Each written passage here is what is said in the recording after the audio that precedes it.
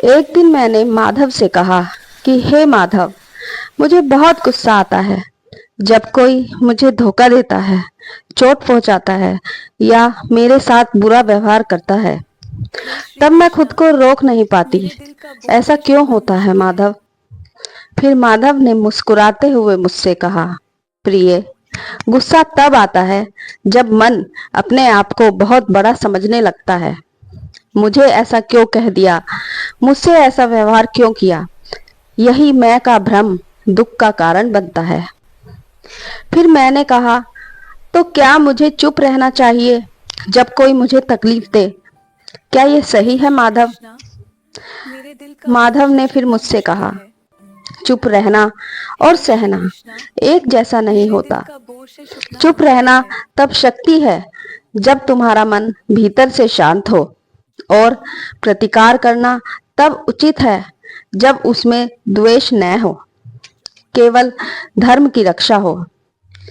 फिर मैंने कहा, माधव, पर जब कोई अपना ही दर्द दे जाए तब दिल बहुत दुखता है।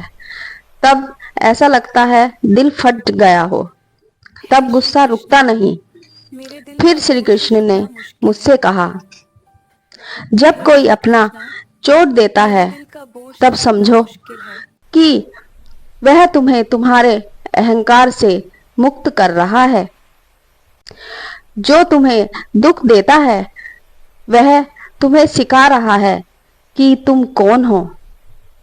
यह याद करने के लिए, यदि तुम अपने आप को आत्मा समझो तो तुम्हें किसी की बात बुरी नहीं लगेगी, किसी की बात तुम्हें हिला नहीं सकती। फिर मैंने माधव से कहा, तो माधव, क्या गुस्सा करना बुरा होता है? क्या गुस्सा करना हे अच्छी श्री बात कृष्णा, नहीं है? मेरे दिल फिर का बोझ से माधव ने चुकना मुझसे मुश्किल कहा, है।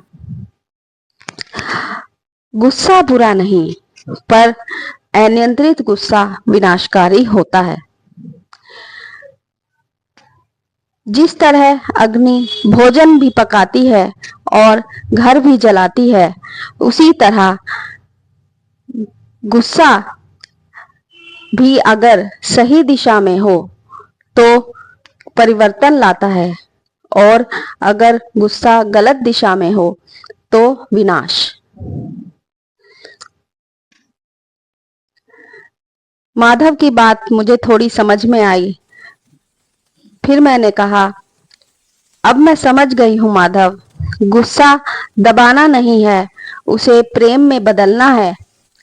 फिर माधव ने मुझसे बड़े ही मीठे स्वर में कहा, सही कहा प्रिय।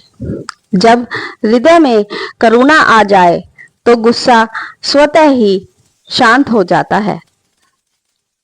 याद रखो, जो तुम्हें चोट देता है वही तुम्हें ईश्वर तक ले जाता है।